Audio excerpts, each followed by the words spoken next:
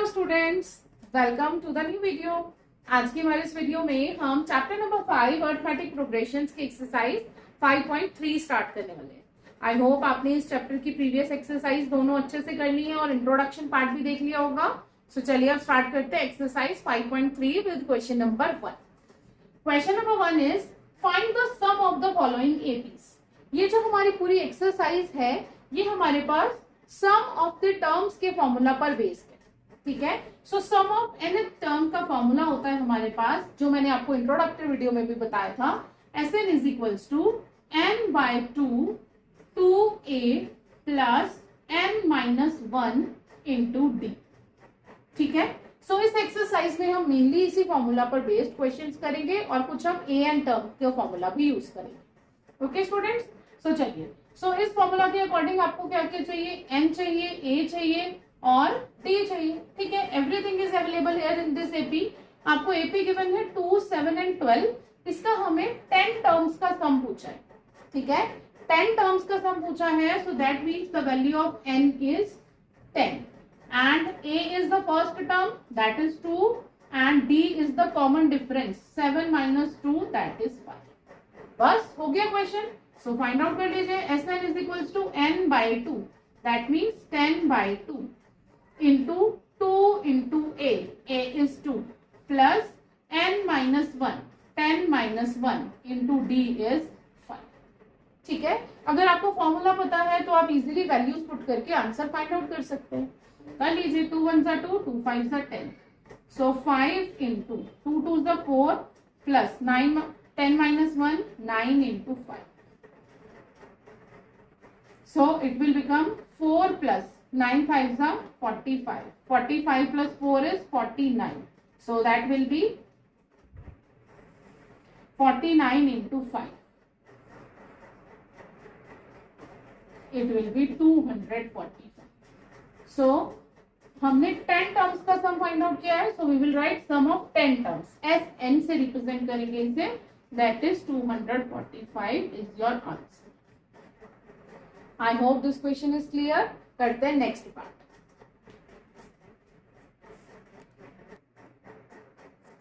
चलिए students, part number second. Part number second says -37, -33, -29 and so on. This is our AP. अब हमें इसमें sum find out करना है 12 टर्म्स। ठीक है, सो हम सबसे पहले वैल्यूज लिख लेते हैं। The value of a is -37, value of d is a2 minus a1, that is -33 minus -37। Students इसी पॉइंट पर मिस्टेक करते हैं, यहाँ पर माइनस लिखना भूल जाते हैं क्योंकि पहले वाली टर्म भी माइनस में, but eventually minus minus will become plus, so it will be -33 plus 37। Now positive integer is greater, so 37 minus 33 will be 4. So value of d is 4. ठीक है, एंड आपको 12 टर्म्स का सम फाइंड आउट करना है, so n is equals to 4.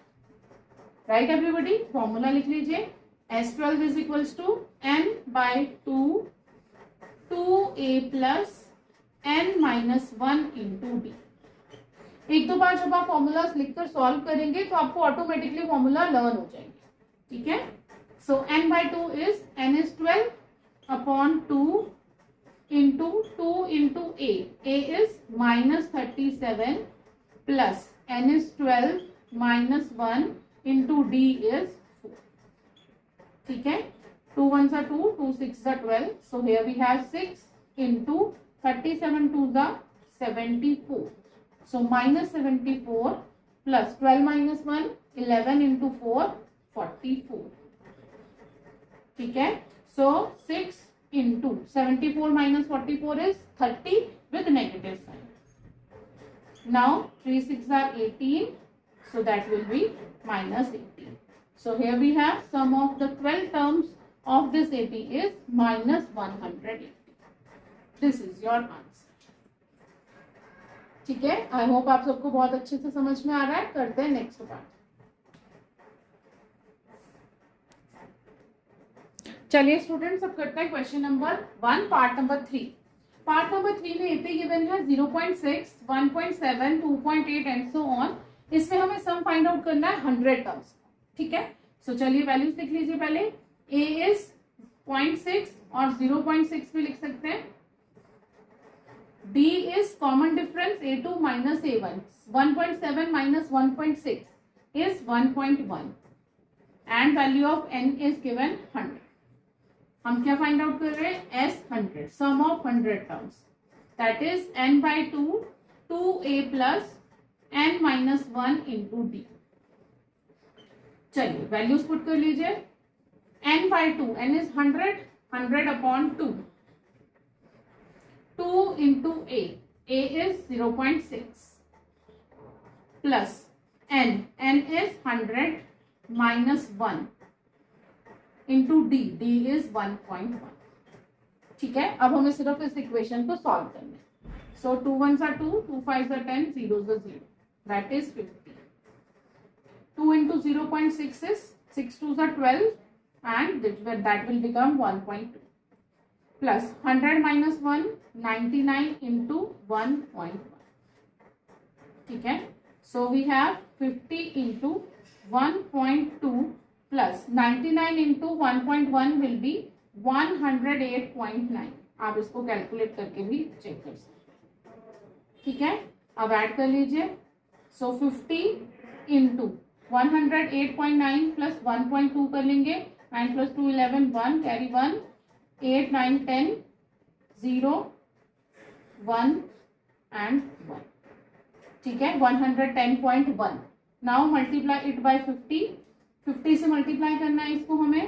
Decimal remove करेंगे. We can write 10 in the denominator. 0 2 0 cancel. So what is left? 1101 into 5.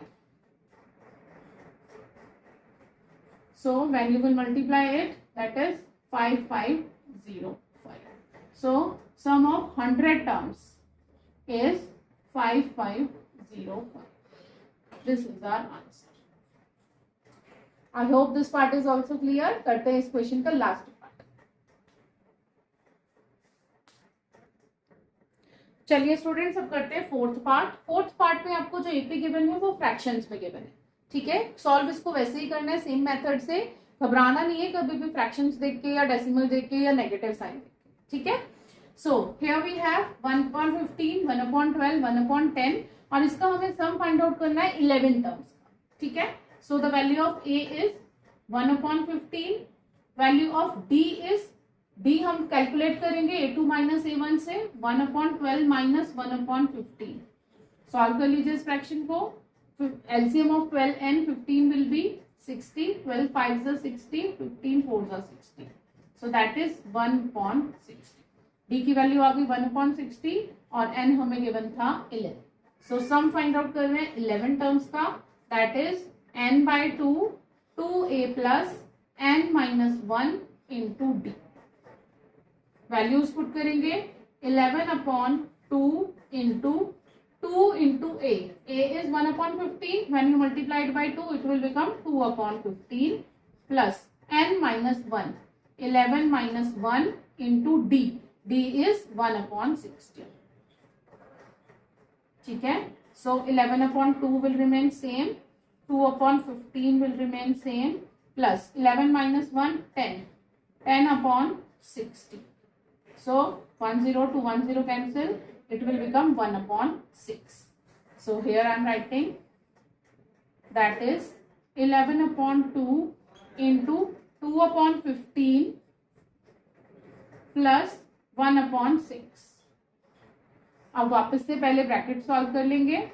11/2 into LCM of 15 and 6 will be 30. 15 2s are 30, 2 2s are 4 plus 6 5s are 30, 5 1s are 5. So here we have 11/2 into 5 plus 4 9 upon 30. 3 3s are 9, 3 1s are 3, 0s are 0. So 11 3s are 33 upon 2 10s are 20. So it is the sum of 11 terms. This is your answer. You can write it in mixed fraction also. ठीक है, I hope this first question is clear to everybody. Practice जितनी ज्यादा करेंगे उतने ज्यादा आपके doubts clear होते चले जाएंगे और आपको फॉर्मूलाज याद होते जाएंगे. ठीक है, मिलते हैं जल्दी एक और वीडियो के साथ। बने रहिए मेरे चैनल के साथ और सपोर्ट करते रहिए कंपटीशन टूल्स। Thanks everyone.